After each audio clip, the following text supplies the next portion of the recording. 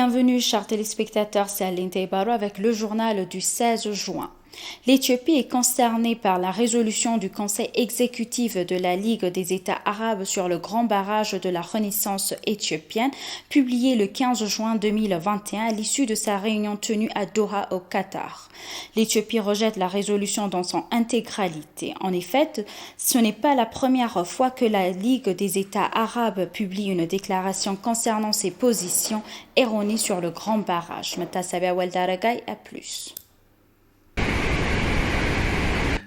L'Éthiopie est fermement convaincue que ce n'est pas que la coopération et le dialogue que la sécurité en eau de l'un des États du bassin du Nil peut être atteinte. Le Nil est une ressource partagée et non une propriété exclusive de l'Égypte et du Soudan. C'est pourquoi il est troublant que la Ligue des États arabes accorde une importance particulière à la sécurité hydrique des deux pays en aval, au mépris total des intérêts du reste des États riverains du Nil qui sont les sources du fleuve. Il n'y a pas de meilleur exemple que celui-ci pour démontrer l'approche inutile et mal avisée de l'organisation face à la question du Nil. C'est l'intransigeance tant de l'Égypte que du Soudan qui a rendu extrêmement difficile tout progrès significatif dans la négociation tripartite. Au cours des négociations menées par l'Afrique du Sud, ce sont l'Égypte et le Soudan qui ont perturbé les négociations à 7 reprises. Malgré les efforts considérables déployés par la RDC pour créer les conditions nécessaires à la reprise des négociations trilatérales lors de la réunion tenue à Kinshasa du 3 au 5 avril 2021, les deux pays ont délibérément sapé la possibilité de s'entendre sur une feuille de route pour la poursuite des négociations. L'Éthiopie a accepté 7 des 9 propositions contenues dans le projet de communiqué préparé par la RDC, tandis que l'Égypte et le Soudan ont rejeté les parties substantielles du communiqué. Les deux pays ont travaillé de concert pour garantir l'échec de la réunion de Kinshasa en soulevant des questions de procédure sans rapport. Il est donc regrettable que la Ligue des États arabes ait décidé de prendre position sur la négociation menée par l'Union africaine sans vérifier les faits. La Ligue des États arabes semble également oublier que les négociations tripartites entre l'Éthiopie, l'Égypte et le Soudan sont guidées par la déclaration de principe que les dirigeants des 3 pays ont signée en 2015. Le remplissage du grand barrage sera effectué selon le plan conformément à la DOP et à la recommandation du groupe de recherche composé d'experts des 3 pays.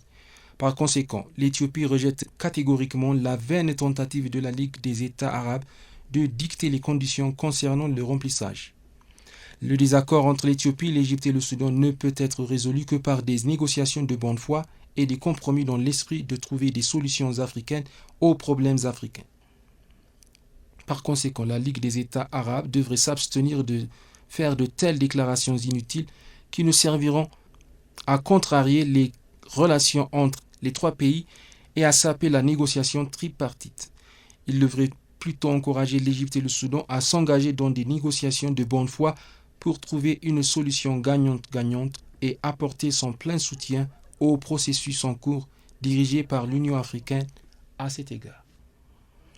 Une fois de plus, l'Éthiopie réaffirme son attachement à la déclaration de principe et reste pleinement engagée dans le processus de négociation tripartite dirigé par l'Union africaine pour trouver un avantage mutuel. Le vice-premier ministre et ministre des Affaires étrangères Damak Amakonnen a eu une discussion virtuelle avec les ambassadeurs éthiopiens dans le pays voisin sur le projet de l'Éthiopie de partager 1 milliard de plantes avec les pays hôtes.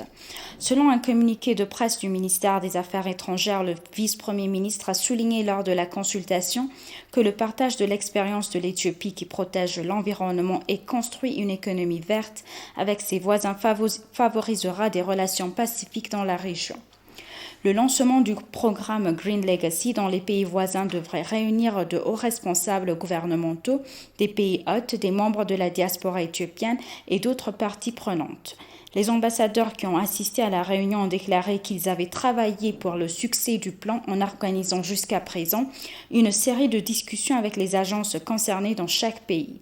Dans le cadre du 3e cycle de la Green Legacy Initiative, 6 milliards de plants d'arbres, dont 1 milliard dans le pays voisin, devraient être planifiés.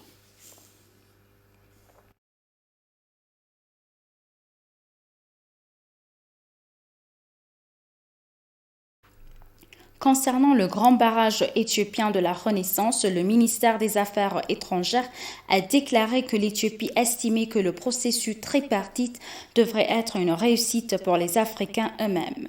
Le ministère des Affaires étrangères a publié un communiqué hebdomadaire sur l'actualité. Le porte-parole du ministère, l'ambassadeur Dina Mufti, a déclaré dans un communiqué que le fleuve est un problème en Afrique et que la solution doit venir d'Afrique. Le ministre soudanais de l'irrigation Yassir Abbas a déclaré que l'adoucissement du barrage était le meilleur moyen de parvenir à un accord sur la question. L'ambassadeur Dina, qui est membre du Conseil de sécurité ce mois-ci, a informé l'Estonien nouvellement élu des affaires courantes en Éthiopie. Il a déclaré que les envoyés spéciaux porteurs du message du Premier ministre Abiy Ahmed avaient rencontré les dirigeants de Djibouti, de Soudan du Sud, de l'Ouganda, du Rwanda, de la France, de la Belgique et de l'Italie.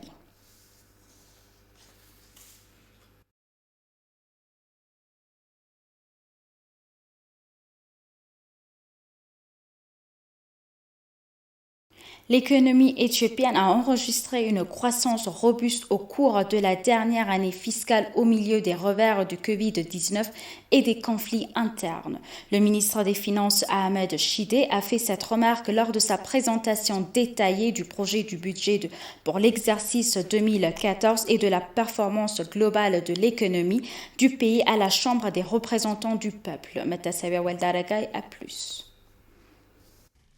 Le Parlement éthiopien est de retour à l'action après une brève pause pour discuter du budget du pays pour la nouvelle année fiscale qui commence dans 2 semaines.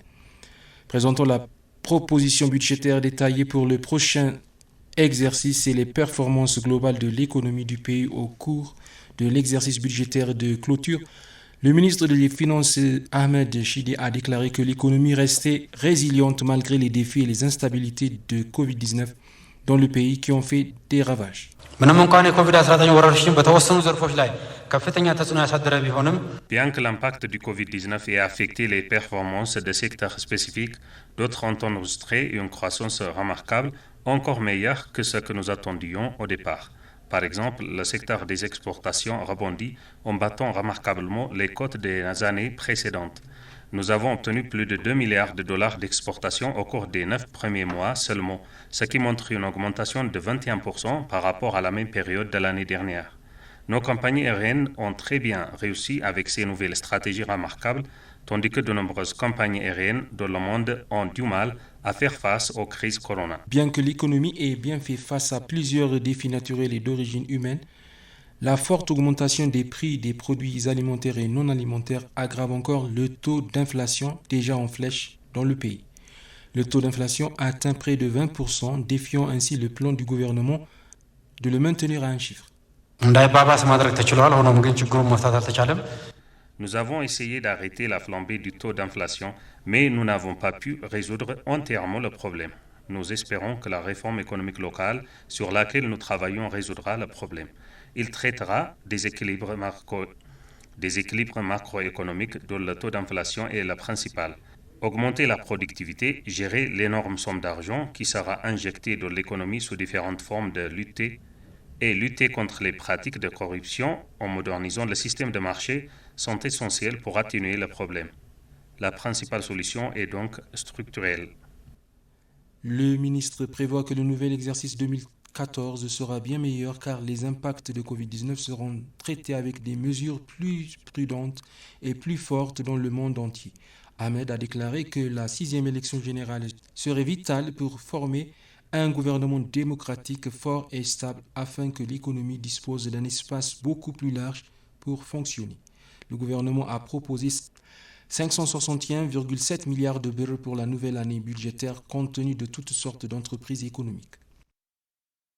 Le ministère de l'eau, de l'irrigation et de l'énergie Selachi Bakala a réitéré que le remplissage du 2e tour du grand barrage de la Renaissance éthiopienne se déroulera conformément au calendrier.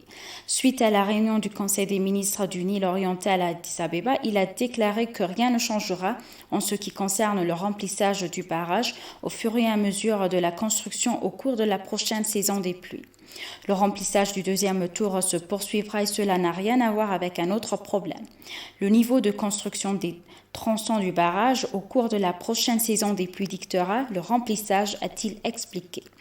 Le ministre de l'eau et de l'irrigation du Soudan du Sud, Manawa Peter Gwatkot, a souligné que la solution africaine aux problèmes africains est la bonne procédure afin de trouver un accord durable sur le barrage de manière durable.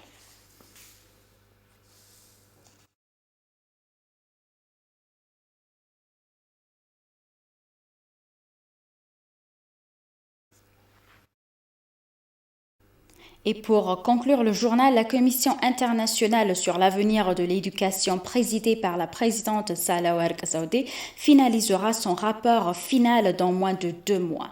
Selon le bureau de la présidente, la Commission a tenu une réunion virtuelle pour discuter en détail le contenu du rapport. La Commission composée d'experts renommés du monde entier prépare un rapport qui vise à susciter et à inspirer un processus de débat public, de dialogue politique et d'action collective sur l'avenir de l'éducation. Le rapport final sera présenté en novembre 2021 lors de la conférence générale de l'UNESCO. Chers téléspectateurs, nous vous rappelons les titres principaux.